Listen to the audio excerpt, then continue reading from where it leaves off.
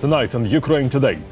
Battlefield updates. Russian troops managed to advance in the Kharkiv, Zaporizhia and Donetsk regions. Patriot for Ukraine. Trump says just a few days left. Germany doesn't confirm it. NATO says move as fast as possible. China show its hand. Beijing openly stands with Russia. Xi Jinping says he's boosting ties with dictator Putin. Shelshela Melania? Could it be that the First Lady of the US convinced Trump to restart military aid for Ukraine?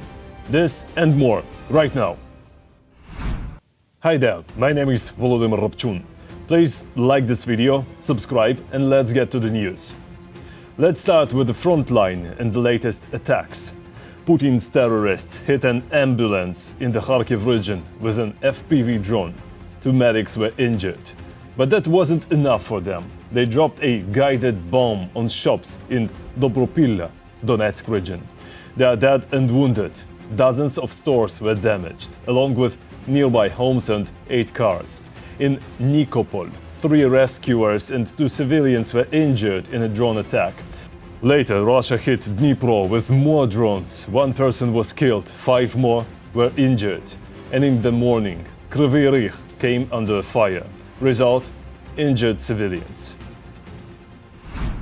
In the last 24 hours, Russia lost at least 1,190 soldiers, killed and wounded.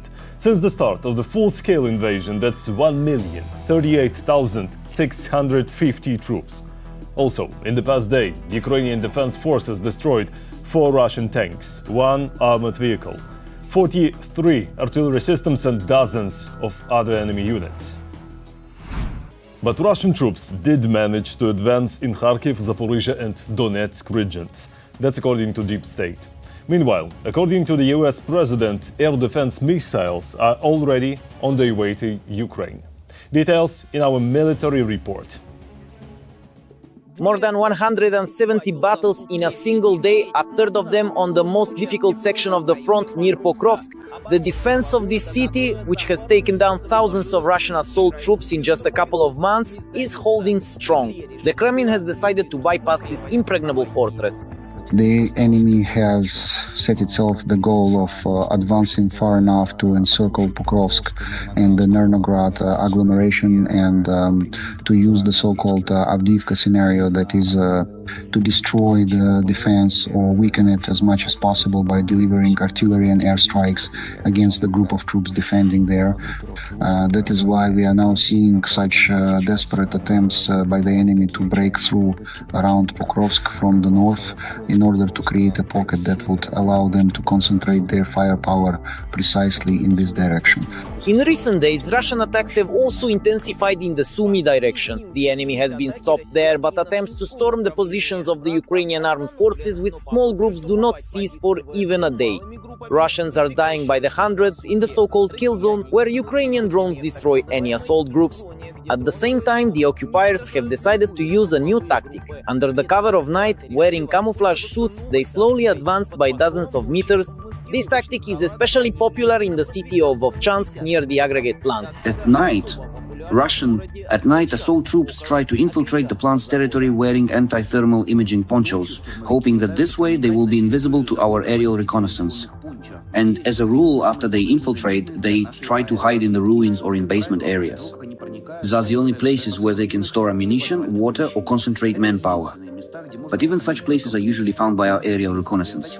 And then we use all necessary means to smoke the Russians out and destroy them. The day before, the General Staff of the Armed Forces of Ukraine reported a new attempt by the occupiers to break through in the Kharkiv region as well. There was a recorded crossing of the Ukrainian border near the village of Milov. However, at present the saboteurs have been pinned down by fighting and their advance has been stopped. They are trying to attack in different directions. 2 weeks ago, active operations began near the settlement of Milov, which is northeast of Velikai Burluk. There, Russian troops did indeed cross the border and try to advance into the village of Amban, but were stopped. Then they changed direction and attempted to move toward the village of Khatney, but also failed. They continue to look for weak spots in our defenses. If they think they found such a spot, they will amass infantry there to try to build on their success. Petro Andriushenko, head of the Center for the Study of Occupation, reports that by the end of July, Russia will attempt a second wave of offensive in the Zaporizhzhia direction. According to his information, the enemy is currently amassing manpower and equipment in the region. Reserves are also being transferred to this direction of the offensive. Analysts say that there are still not enough resources for any large-scale offensive. However, in the coming weeks, the situation here will also remain quite tense. In recent days, we have seen the situation deteriorate with renewed Russian attempts to advance in the area of Huliaipol, closer to the border in Donetsk region near Malinivka. We can see that active combat operations have resumed there. They have made some limited progress there so far. And now we see that since yesterday, they have started moving their reserves, which they had more to the north, closer to the coastline. They are starting to move them, bringing them closer to the front line itself. At the same time, fighting continues to some extent along the entire front line. 5,500 shellings in just the last 24 hours. Having received the last 50 days for war from Trump, Putin is desperately trying to snatch whatever his thugs are still capable of in the end. When we talk about 11 directions where the Russians are attacking, it's important to understand that in some areas the attacks are tactical in nature, while in others it's a real meat grinder. This is the main direction of the enemy's assault, where thousands of shells, FPV drones, other weapons and aerial bombs are fired in a single day. Up to 1,000 people are killed or put out of action by the Russian defenses. Let me remind you, earlier the Western press reported that this year's Russian summer offensive has become the deadliest for them during the entire period of the war. Every day, the Ukrainian armed forces destroy 1,000 or more Kremlin soldiers. Every voice matters. Join our community, support independent journalism and help us bring you the truth from Ukraine. Become a member of Ukraine Today. Join us now. In Germany, Trump's statement about Patriot systems being shipped to Ukraine was not confirmed. A spokesperson for Germany's defense ministry said he knows nothing about anything on the way. He added that on Monday there will be an online Rammstein format meeting. One of the key topics: speeding up Patriot deliveries to Ukraine. Now take a note. They didn't deny it, they just didn't confirm it. Feel the difference? It's huge. This is called the fog of war, often mixed with information noise. Countries may agree on military aid and even start delivering it, but publicly they have given mixed signals or avoid clear answers. The goal: confuse the enemy. Often the real picture only becomes clear after the weapons are used. That might be the case with Patriots for Ukraine too. Germany's ministry didn't confirm anything. Meanwhile, Reuters quoted US NATO Commander General Alexus Gregory Grinkiewicz. He said the alliance is working closely with Germany and they have been told to act as fast as possible. So, are more Patriot systems already heading to Ukraine? Patience. We'll find out soon. Meanwhile, here's a wild theory. Melania Trump, yes, the First Lady, may be the reason Donald Trump restarted aid for Ukraine. She reportedly kept explaining to him that Putin is lying straight to his face. More on that right now. Donald Trump's unexpected words at the meeting with NATO Secretary General Mark Rutte. The 47th President of the United States, an advocate of restraining the victim, not only announced that American military aid to Ukraine is resuming. This truly sensational statement for the current administration was accompanied by another, no less sensational admission. I come home and say to the First Lady, "You know, I spoke with Putin today. We had a wonderful conversation." She replies, "Really? Was another city attacked?" The media immediately picked up on this phrase from Donald. The Guardian called the First Lady the most influential lobbyist for Ukraine.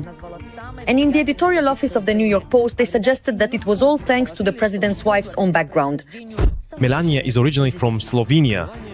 The country where she was born has maintained cool relations with Russia since the full-scale invasion in February 2022. Just a month after the war began, a Russian airstrike destroyed the Slovenian consulate in Ukraine during an attack on Kharkiv, the country's second-largest city. Slovenia, a member of the European Union, declared independence from Yugoslavia in 1991 after the army of the Socialist Republic capitulated during the 10-day war. Publicly, Melania Trump expressed support for Ukrainians only once, and that was before she moved into the White House and became First Lady. On the 28th of February 2022, she posted a photo on her social media with the Ukrainians affected by the war. The photo also shows a staff from the International Committee of the Red Cross. At that time, Melania wrote that it pained her to see innocent people suffering and that all her thoughts and prayers were with the Ukrainian people. But whether the First Lady is still closely following events in Ukraine, let alone advising her husband on geopolitical matters, remains a mystery. Trump is a very experienced, very tough, and in a sense a rather cynical politician. Can Melania Trump discuss anything with him? Of course. Does she have any influence over her husband, whether political or emotional? My answer is, I don't know. But pay attention to their relationship. Whether their relationship is complicated or not is not for me to judge. But even if not me personally, psychologists who observe Trump see that there is contact between them at official events. And this contact is considered closer than it was before. Can we conclude from this that Trump might listen to Melania? I don't know. I don't have that information. Trump's remark about Melania was picked up by Ukrainians. Memes appeared on social media with captions like Agent Melania Trumpenko, as well as photos of her in an embroidered shirt and in Ukrainian military uniform. This folk creativity became another topic for publications in Western media, which analysts say is not so bad for Ukraine overall. Melania, like any other opinion leader, if we can call her that, as the First Lady has her own fan club, and of course, her pro-Ukrainian stanza, even if it's just something inspired by the media, and she's not actually aggressively pro-Ukrainian but simply indifferent to the topic, yet has already been mentioned in this context, and Melania's opinion on Ukraine could, let's say, raise Ukraine's profile among other issues that her fan club actually cares about. But in fact, this applies to any opinion leader. Society tends to grow tired of any war, so it's important to remind them, to push, and to make it clear that they are also heavily dependent on this war and its outcomes. After her husband's sensational confession and the publications in the American media, Melania Trump, like a true agent, did not react in any way on her social media to the information that leaked out from behind the walls of the White House. Ukraine is fighting for freedom. Support independent Ukrainian journalism so we can keep telling the truth about Russia's war. Click the link in the description to become our sponsor. And don't forget to like, subscribe, comment and share this video if you think it's worth it. Thank you. Now to China. Looks like they've finally shown their hand. Beijing is openly backing Russia. Xi Jinping announced stronger cooperation with dictator Putin. So what exactly does that mean? And how could it help the Russian army? Find out in the next story. The masks are off. China will increase its support for Russia in the war against Ukraine. This statement was made by Xi Jinping during a meeting with Lavrov in Beijing. Our foreign ministries must effectively implement the important agreements we have reached with Vladimir Putin. We must strengthen mutual support and cooperation on multilateral platforms such as the Shanghai Cooperation Organization. The statement by the Chinese leader is a response to the shift in rhetoric and overall position of Donald Trump regarding the Russia-Ukraine war, Putin, and the supply of weapons to Ukraine. We are very dissatisfied with Russia. We will impose very strict tariffs if there is no agreement within 50 days. Tariffs of about 100%. I come home and say to the First Lady, I spoke with Vladimir today. We had a wonderful conversation. And she says, oh really? Another city has just been shelled. The escalation, however you want to phrase it, is primarily connected to the fact that, well, Trump is indeed trying to implement his concept of peace through strength. And he has already outlined the contours of pressure not only on the Russian Federation, but also on those countries that help them circumvent the primary sanctions. And that is, first and foremost, China. After the war began, China became a lifeline for the Russian economy. Currently, the scale of mutual trade between China and Russia amounts to almost $250 billion a year, including a massive import of oil. Essentially, Trump's statements are a threat not only to Moscow, but also to Beijing. If Trump really does start seriously supplying weapons to Ukraine and begins, let's say, putting significant pressure on the Russian Federation and possibly even turning the tide of the war, and all this is still happening against the backdrop of, say, large-scale sanctions from both the EU and the US, well, then yes. Then, once again, China will likely increase and scale up its support for the Russian Federation in a shadowy manner. Despite Beijing's official statements of neutrality, in reality China is already one of the accomplices in the war. China supplies machinery, gunpowder and special chemicals to dozens of Russian military factories and is also involved in weapons production on Russian territory. We have received information that China is supplying weapons to the Russian Federation. At present, we have general information from the security service and intelligence agencies regarding gunpowder and artillery. We believe that representatives of China are involved in the production of certain weapons on Russian territory. China's position regarding the war in Ukraine was articulated by Chinese Foreign Minister Wang Yi during closed-door talks with the EU's chief diplomat Kaja Kallas. Beijing cannot afford for Russia to be defeated in Ukraine, otherwise the United States will shift all its attention to Beijing. We do not support Russia's military efforts, neither financially nor militarily. If that were the case, the conflict would have ended long ago. China is satisfied with Russia's current situation and role, which are completely dependent on the will of Comrade Xi. And although Beijing did not start the war, the continuation of hostilities serves the interests of the Middle Kingdom. China understands perfectly well that the very deal Trump wants to make with the Russian Federation is disadvantageous for it, because it would indeed partially weaken China's grip on Russia itself. What needs to be done for this exactly? To do this, the scales need to be balanced. If Trump really does begin to further strengthen Ukraine's security sector, while the strongest representative of the democratic world is awakening from a lethargic slumber in the West, in the East, the largest dictatorship is becoming more active, trying to maintain the balance of power. There is a change in Ukraine's cabinet. The new defense minister is former Prime Minister Denis Shmyhal. His predecessor, Rustam Umerov, will now represent Ukraine in the United States as ambassador. President Volodymyr Zelensky spoke about key tasks for the defense ministry.